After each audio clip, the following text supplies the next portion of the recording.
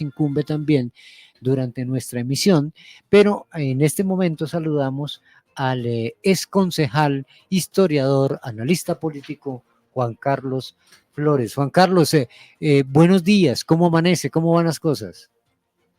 Bien, gracias a Dios, Germán. Un feliz día, los saludo a usted, a sus colaboradores y a sus oyentes. Sí. Juan Carlos, detengámonos inicialmente en las declaraciones del Alto Comisionado para la Paz, en el sentido de extenderle un pésame en general al movimiento guerrillero, luego de haber sido de baja un cabecilla, y el impacto que eso ha tenido en la opinión pública. Empecemos por ahí, Juan Carlos. Germán, la muerte de cualquier ser humano implica, por supuesto, un daño a la vida. Eso no se puede negar.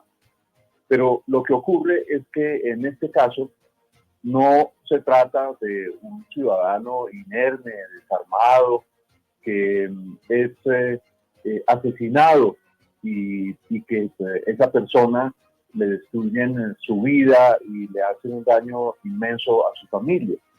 En este caso, uno se pregunta, bueno, este señor era un señor retirado de la violencia en Colombia, que ya había renunciado al uso de las armas y al que matan sin que él estuviera cometiendo delitos, y la verdad es que no.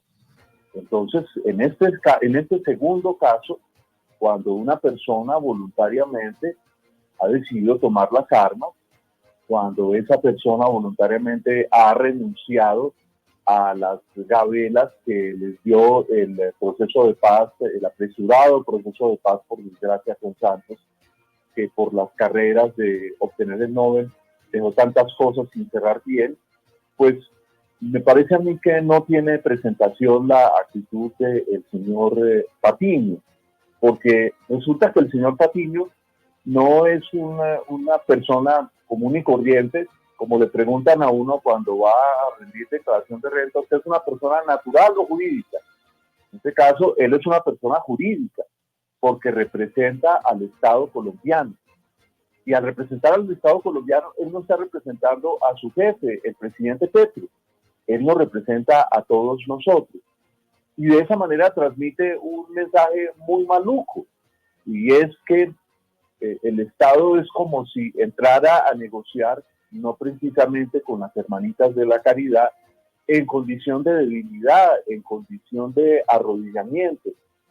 Todos queremos que estas guerras que desangran a Colombia terminen, sin duda, pero resulta que si usted entra a negociar con la delincuencia desde posiciones de debilidad, ellos le van a tomar la mano, el codo, y etcétera, y etcétera, y etcétera, y eso no va a terminar bien. Pero, si usted me lo permite, para terminar esta respuesta ya de manera breve, quizás para mí el momento más grave de todo lo que dijo Patiño, a ese no le hemos puesto atención, y es que él calificó el escondrijo que los FARC tienen en Venezuela como un albergue humanitario que el gobierno venezolano les proporciona. Y a mí eso me parece de una inmensa gravedad, porque el que unas personas se puedan esconder en Venezuela para hacer desde allá daño a colombianos inermes, porque ¿quién paga el pato de la guerra? Los civiles, las personas comunes y corrientes. Entonces, Venezuela no es un albergue humanitario para los violentos, no, es un escondrijo, donde ellos se ocultan, hacen cosas aquí, van y corren y se esconden en Venezuela. Albergue humanitario sí ha sido Colombia, para millones de personas de Venezuela que han tenido que huir de su país, dejar abandonadas sus cosas allá y salir por todo el mundo a buscar trabajo y a buscar cómo, prácticamente de la nada, solo con el esfuerzo, vuelven a rehacer sus vidas. Mire que sí, definitivamente es un, no sé, es un exabrupto, es un absurdo esa declaración. Juan Carlos, aquí lo saluda y le pregunta a nuestro compañero Jesús Ramírez. Juan Carlos, en ese mismo evento donde habló el Oti Patiño, también se habló sobre, o dio las declaraciones Iván Márquez, donde decía que apoyaba a la constituyente que tanto ha hablado el presidente Gustavo Petro y que se tenía que llenar el territorio nacional con primeras líneas. ¿Cómo interpretamos esta actitud beligerante por parte de estas personas? Pues cada cual tiene derecho a sus opiniones, ¿verdad? Pero en Colombia hay unos procedimientos legales para realizar una asamblea constituyente. Y yo sugeriría que pensáramos más amplio en esto, porque todos los días nos quieren meter los dedos a la boca con cortinas de humo para desviar nuestra atención de lo que realmente importa, y es si el gobierno del presidente Petro lo está haciendo bien y está cumpliendo con el sinnúmero de promesas, las innumerables, promesas que le hizo a los colombianos que finalmente terminaron eligiéndolo en segunda vuelta. Eso es realmente lo que importa. Y en el caso de la seguridad, en muchos lugares de Colombia, la circunstancia que se había agravado ya bajo Duque, porque no vamos ahora a inventar que todos los problemas se los vamos a atribuir a este gobierno, ¿no? Porque entonces perderíamos cualquier sombra de objetividad, cualquier atisbo de objetividad.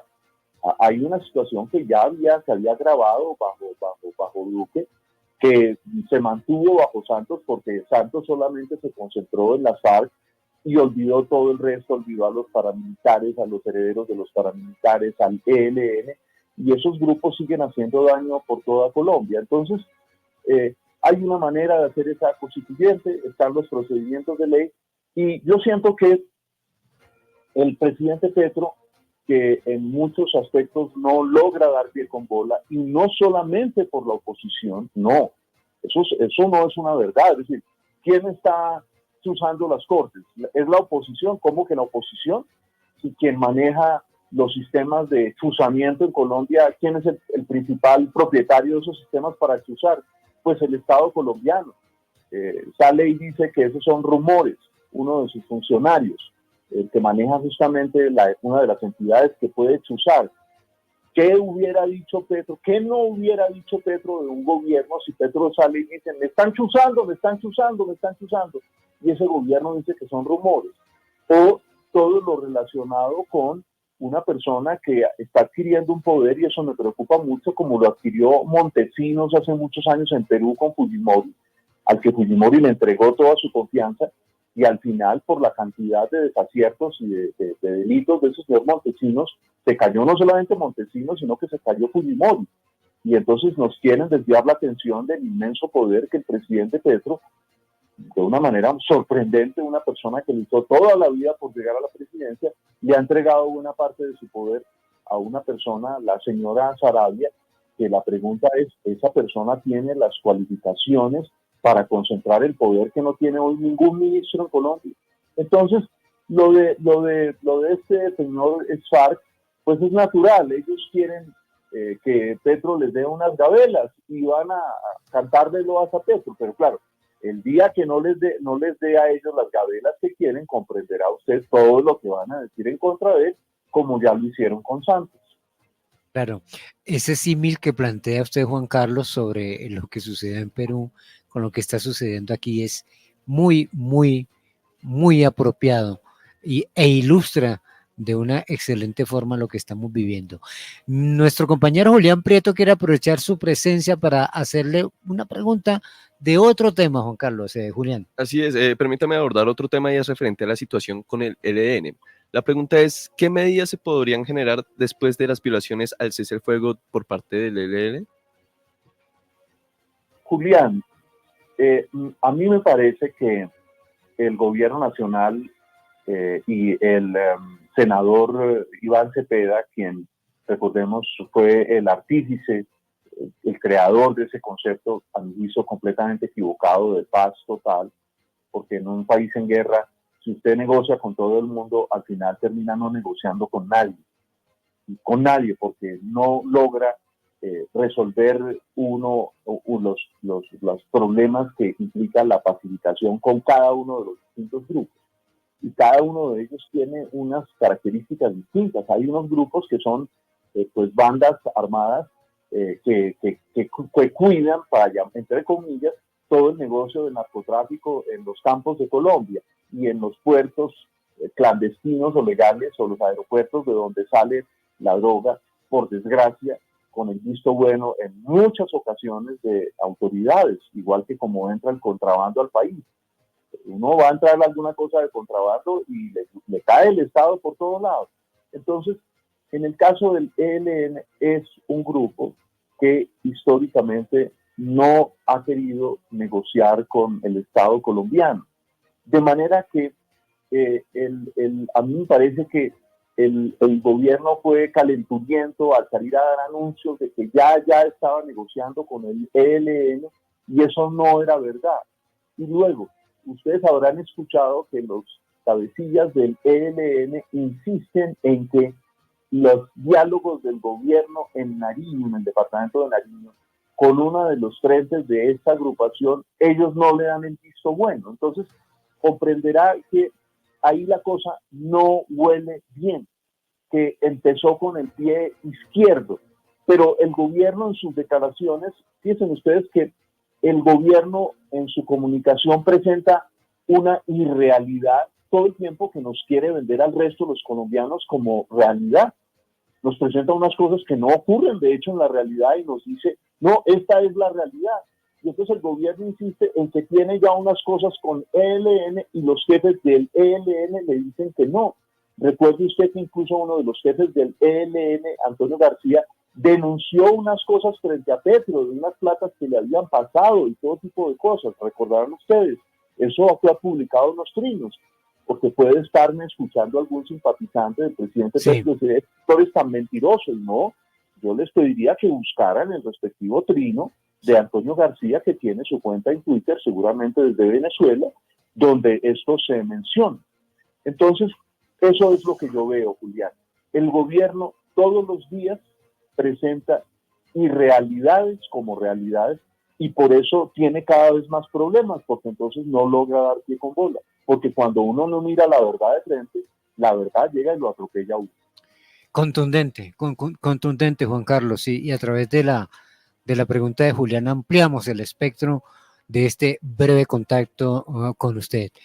Juan Carlos, como siempre, es muy grato tener sus opiniones que nos dejan un gran aprendizaje y nos dejan inquietos para una próxima entrevista, porque hay mucho por hablar en medio de esta macondiana realidad. Juan Carlos, mil gracias por pasar aquí en SB Noticias y hasta una próxima oportunidad. No, gracias a usted, Germán, a sus compañeros, y agradecer a un veterano periodista que me conoce desde que yo estaba chiquito, Jairo, quien siempre establece esos contactos y por quien tengo un gran afecto. Juan Carlos, usted no se acuerda, pero cuando usted era concejal y yo cubría Consejo de Bogotá, más de una vez estuvimos en su casa, ahí en la Candelaria, tomando tinto y conversando. Eso hace rato. Hace rato, pero eso es lo bueno, porque ustedes saben a qué atenerse cuando me llaman a mí. Sí, señor. Sí, señor. Sí, señor. Y por eso está en nuestra agenda. Mil gracias y hasta una próxima oportunidad.